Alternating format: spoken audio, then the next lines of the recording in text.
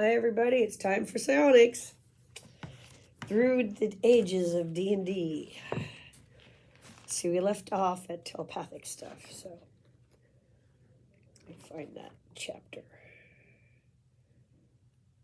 Yeah, the psychic combat in the little corners, it has like, on the pages, it has a little mind flare. All right. Telepathic combat. Before a psionicist can use a telepathic power, he must establish contact with the recipient's mind. Contact is a telepathic devotion which paves the way for other telepathic powers. Usually a single use of this devotion is all that's required. The psionicist uses contact first, then follows up with another telepathic power. Beings with little or no psionic talent, including wild talents, can be contacted in this way. So can psionicists and psionic creatures, provided they cooperate. The contact devotion never works against a psionicist or psionic creature who does not allow it to work. This is true even when he's sleeping or unconscious. Psionicists normally have closed minds. Before the contact power can work against them, they must intentionally open their minds. They can be selective, allowing contact with a friendly power while closing their minds to hostile creatures or strangers.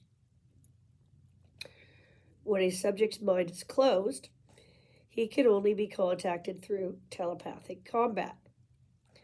The text below describes 5 telepathic assaults, or attack modes, that are used to establish contact with a closed mind. Excuse me.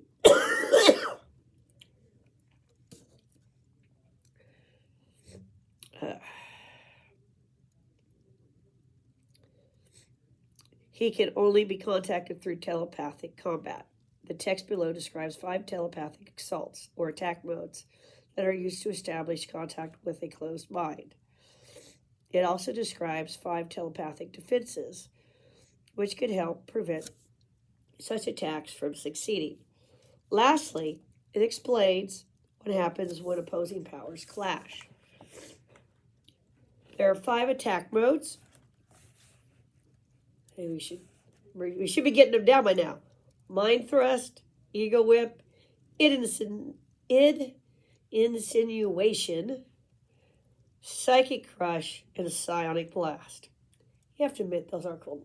They got some pretty cool names for stuff. Chapter 7, telepathy for the complete description speech. Okay. Against a mind that is open to contact, each of these powers has specific effects. For example, ego whip can make a character feel so worthless that he suffers a penalty to all his die rolls.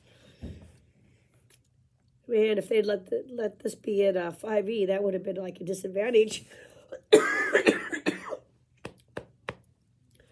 Obviously, I'm still sick, people, and I'm not editing, so you're going to get all the coughs and everything. None of these effects occur unless the subject's mind is open to contact. However, if the subject's mind is closed, an attack mode only serves to erode his resistance. If he is repeatedly struck with an attack mode, his mind can be forced to open and contact will be established. See tangents below for details. Learning attack modes. A psionicist learns attack modes in the same way he learns other powers. The character must first have access to the telepathy discipline. Then he must allot one of his devotion slots to the power. Only psionic blast is a science.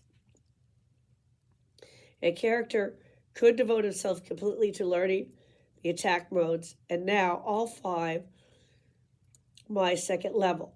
Or he can learn dozens of telepathic powers without ever picking up a single attack mode. This is the player's option. Well, that's different from the previous rules. 1-2 punch. Attack modes differ from most other psionic powers in one key regard. A character using attack mode gets one bonus attack with the power each round. That's kind of cool. An attack mode packs a 1-2 punch. The player rolls 2 power checks. Each of these rolls constitute a separate attack, and if opposed, is conducted as a separate psychic contest. Both attacks must be directed against the same target. The initial cost of an attack mode includes this double attack. All right. So they say you get attacked twice, same target, but your cost isn't doubled. So that's awesome. Telepathic defense modes. A character with psionic powers is not defenseless against telepathic attack modes.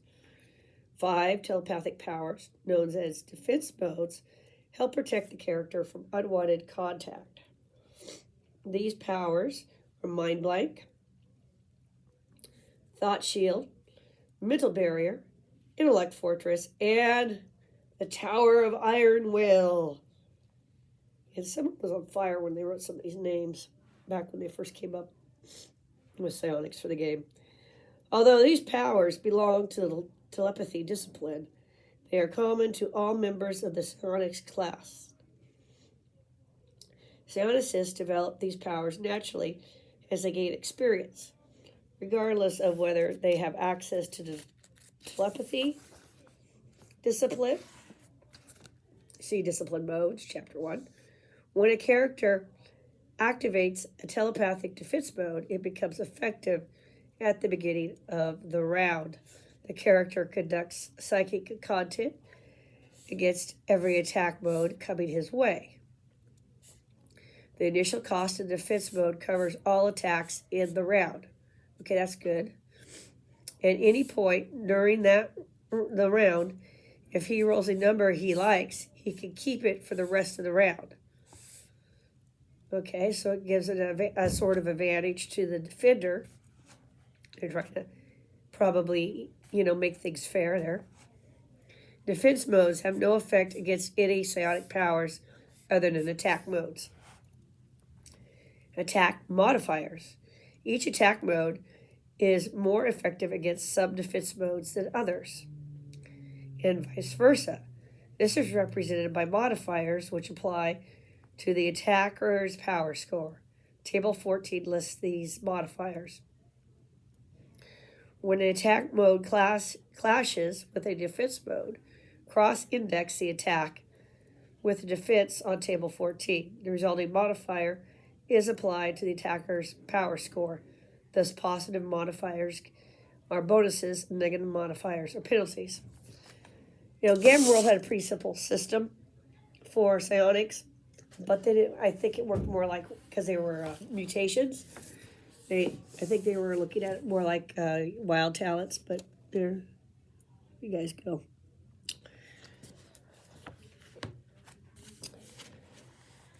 So I put the little picture up there, so hopefully it came out good enough.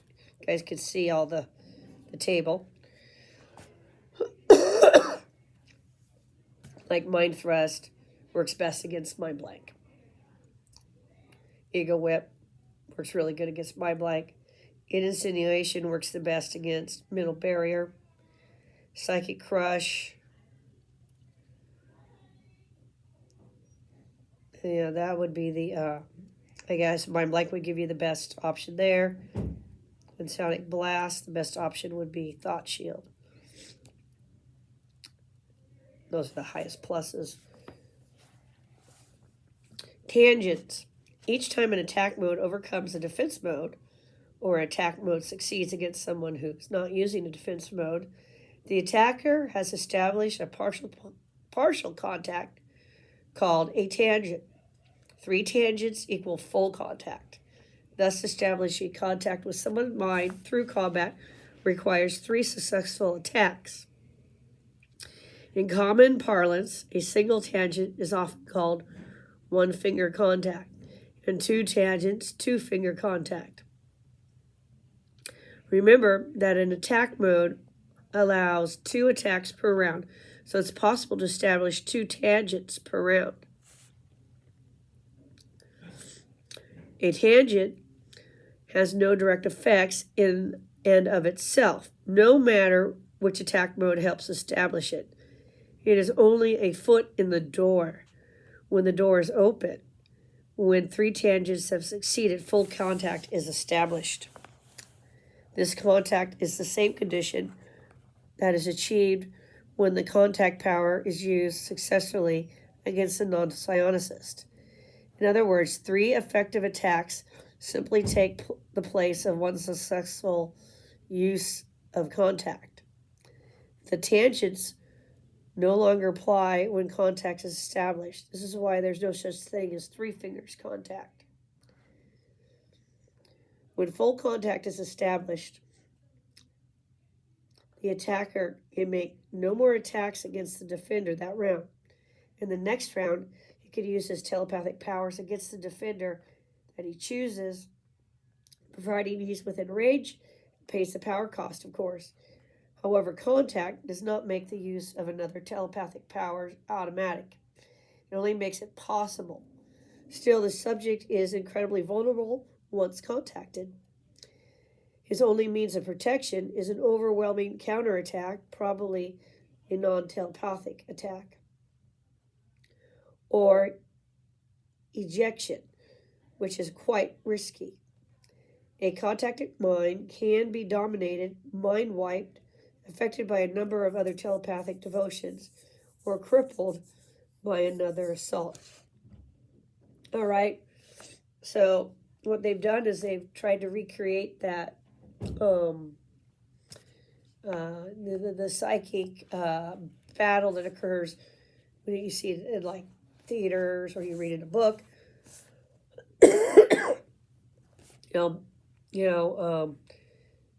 Like Mr. Spock, trying to make contact with the guy on the other side of the wall, so Jim and Spock can escape the cell, right? So cue the funky Star Trek music, and there's Spock, moving around the wall, and there's the guy on the other side going, okay, so and then suddenly he's like, oh, okay, yeah, I'll go lock the gate, right? All right, so they're trying to create that tension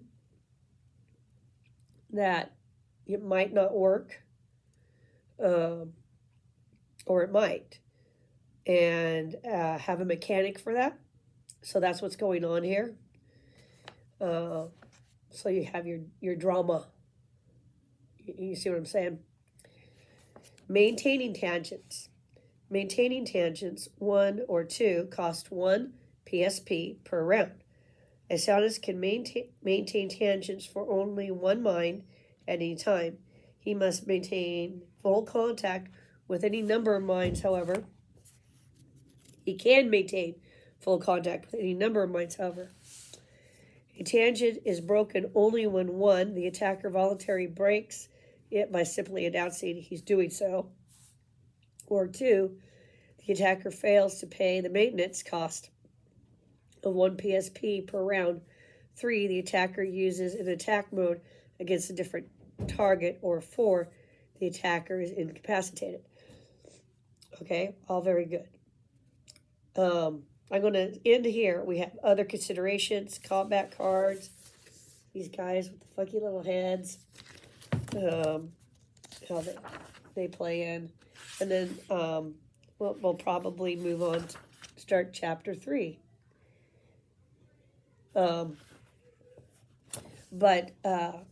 Yeah, they are trying to create that, like in Babylon 5, when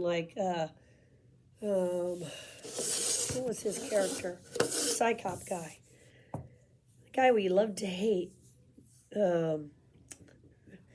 Anyway. Lester?